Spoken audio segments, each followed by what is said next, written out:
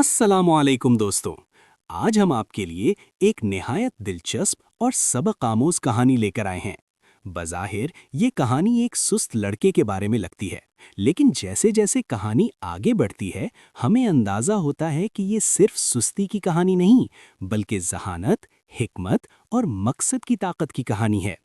इस कहानी के आखिर तक हम सीखेंगे कि सुस्ती हमेशा कमजोरी नहीं होती, बल्कि बाज़ औक़ात इसके पीछे छुपी हुई सलाहियतें होती हैं जो सही वक्त और सही वजह मिलने पर सामने आ जाती हैं।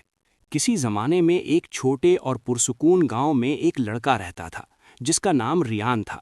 ये गांव सब्ज खेतों, कच्ची सड़कों और सादा घरों से घिरा हुआ था। गांव के ज़्यादातर लोग किसान थे और अपनी ज़िंदगी का दारोमदार खेती बाड़ी पर रखते थे। रियान अपने माँ बाप के साथ गांव के किनारे वाक़े एक छोटे से घर में रहता था। वो अमीर नहीं थे, लेकिन उनकी ज़िंदगी सादगी, ईमानदारी और मेहनत से भरी हुई थी। रियान का वालिद एक मेहनती किसान था। वो रोज़ाना सूरज निकलने से पहले खेतों में चला जाता और शाम तक मेहनत करता रहता। खेती बाड़ी एक मुश्किल काम था जिसमें ताकत, सब्र और लगन की ज़रूरत होती थी। रियान भी अक्सर अपने वालिद के साथ खेतों में जाता था, मगर दूसरे लड़कों के बरक्स उसे सख्त जिस्मानी मेहनत पसंद नहीं थी। रेयान पूरे गांव में अपनी सुस्ती की वजह से मशहूर था। वो हमेशा मुश्किल काम से बचने की कोशिश करता और आसान रास्ता तलाश करता। जहां दूसरे बच्चे दौड़ते, वजन उठाते और मेहनत करते, वहां रेयान बैठना, आराम करना और सोचना ज़्यादा पसंद करता था। गांव के लोग अक्सर कहते थे कि रेयान जिंदगी में कभी कामयाब नहीं हो पाएगा। खेतों में रेयान की जिम्मेदारी ये थी कि वो उन परिंदों को भगाता रहे जो चावल की फसल को नुकसान पहुंचाते थे। आमतौर पर किसान घंटों खड़े रहते, लाठियां या गुलेल इस्तेमाल करते और परिंदों को उड़ाते रहते थे, मगर रेयान को ये काम बहुत थका देने वाला लगता था। उसने एक अनोखा तरीका अपनाया। उसने खेत के मुख्तलिफ हिस्सों में लकड़ी के खंभे गाड़ दिए और उनके दरमियान रस्सियां बांध दीं। जब परिंदे फसल के करीब आते तो रेयान सिर्फ रस्सी को हल्का सा खींच देता। अचानक हरकत से परिंदे डरकर उड़ जाते और रेयान साए में लेटा आराम करता रहता। काम तो हो जाता था, लेकिन रेयान के वालिद के दिल में फिक्र रहती थी। वो सोचता, अगर मैं बीमार हो गया तो रेयान ये सब कैसे संभालेगा। मगर चूंकि रेयान अपना काम मुकम्मल कर लेता था, इसलिए उसके वालिद कभी ज्यादा डांट नहीं देते थे। जिंदगी इसी तरह चल रही थी, मगर फिर एक ऐसा वक्त आया जिसने रेयान की जिंदगी बदल कर रख दी। एक साल गर्मियों में शदीद खुश्क साली पड़ी। बारिशें बंद हो गईं, ज़मीन फटने लगी और फसलें सूखने लगीं। इन्हीं दिनों रेयान का वालिद शदीद बीमार हो गया। वो इतना कमज़ोर हो गया कि खेतों में जाना भी उसके लिए मुश्किल हो गया। अचानक सारी जिम्मेदारी रेयान पर आ गई। शुरू में रेयान को लगा कि वो सब संभाल लेगा, मगर हकीकत बहुत सख्त थी। खेतीबाड़ी बहुत मुश्किल काम था। पानी लाना, फसलों का ख्याल रखना और जलती धूप में काम करना रेयान को बुरी तरह थका देता। दिन गुजरते गए और फसलों की हालत खराब होती चली गई। पानी की कमी की वजह से पौधे मरने लगे। रेयान ने बहुत कोशिश की, मगर वो अकेला सब कुछ ना बचा सका। एक रात रेयान अपने घर के बाहर सितारों भरे आसमान के नीचे बैठा था। उसका दिल बोझल था। जिंदगी में पहली बार उसे अपनी सुस्ती पर शदीद पछतावा हुआ। वो बोला, मैंने पहले कभी मेहनत क्यों नहीं की। आज मेरी वजह से मेरे खानदान की उम्मीद खत्म हो रही है।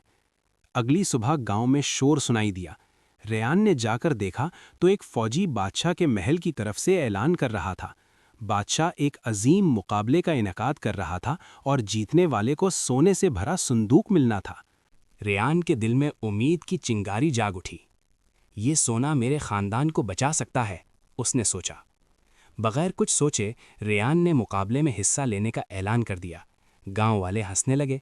ये सुस्त लड़का ताकतवर जवानों से कैसे मुकाबला करेगा। मगर रेयान ने किसी की परवाह न की। उसे 3 दिन में महल पहुंचना था। वो फौरन रवाना हो गया। उसके वालिदैन को यकीन नहीं था कि वो जीत जाएगा, मगर उन्हें उम्मीद थी कि ये सफ़र रेयान को बदल देगा। 3 दिन बाद मुकाबला एक बड़े झील के पास शुरू हुआ। मजबूत और तंदुरुस्त लोग जमा थे। रेयान घबरा गया। मैं इन सबको कैसे हरा सकता हूँ, उसने सोचा। ऐलान हुआ कि सबको झील पार करनी है और पहले 3 लोग अगले मरहले में जाएंगे। जैसे ही मुकाबला शुरू हुआ, सब पानी में कूद पड़े, सिवाय रेयान के। रेयान रुका, सोचा और फिर एक तरकीब सूझी। वो जंगल में गया, ٹوٹی ہوئی شاخوں سے ایک چھوٹی سی بیڑیاں بنائیں اور لکڑی کو چپو کے طور پر استعمال کیا۔ یہ تیرنے کا نہیں، پار جانے کا مقابلہ ہے، اس نے خود سے کہا۔ جب دوسرے تھک گئے، ریان آہستہ مگر مسلسل آگے بڑھتا رہا۔ آخرکار وہ تیسرے نمبر پر پہنچ گیا اور اگلے مرحلے کے لیے منتخب ہو گیا۔ اگلے دن آخری مقابلہ شروع ہوا۔ تینوں امیدواروں کو ایک بہت بڑا لکڑی کا بلاک دیا گیا۔ انہیں یہ بلاک 1 کلومیٹر دور فنش لائن تک لے جانا تھا۔ پیچھے کئی اوزار رکھے تھے، مگر صرف ایک اوزار لینے کی اجازت تھی۔ پہلے شخص نے رسی اٹھائی، دوسرے نے لکڑی سے بنا لیور استعمال کیا۔ ریان نے جلدی نہیں کی، اس نے غور سے سوچا، میں طاقت سے نہیں جیت سکتا، مجھے عقل استعمال کرنی ہوگی۔ کچھ دیر سوچنے کے بعد ریان نے ایک چھوٹی سی چھری اٹھائی۔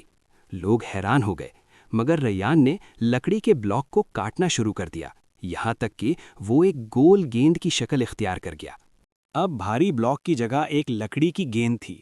ریان نے اسے آسانی سے لڑکانا شروع کیا۔ دوسرے لوگ جدوجہد کر رہے تھے اور ریان تیزی سے آگے بڑھ رہا تھا۔ آخرکار وہ سب سے پہلے فنش لائن پار کر گیا۔ تماشائیوں نے زوردار تالیاں بجائیں۔ سست لڑکا جیت گیا تھا۔ ریان سونے کا صندوق لے کر گھر لوٹا، اپنے خاندان کو بچایا اور سب کو ایک اہم سبق سکھایا۔ سستی ہمیشہ کمزوری نہیں ہوتی، بعض اوقات اس کے پیچھے چھپی ہوئی ذہانت ہوتی ہے۔ لیکن عظیم کامیابی کے لیے ایک مضبوط وجہ ضروری ہوتی ہے۔ اگر کبھی آپ خود کو سست محسوس کریں تو اپنی وجہ تلاش کریں، اپنا خاندان، اپنے خواب یا اپنا مستقبل۔ وہی وجہ آپ کو بدل سکتی ہے۔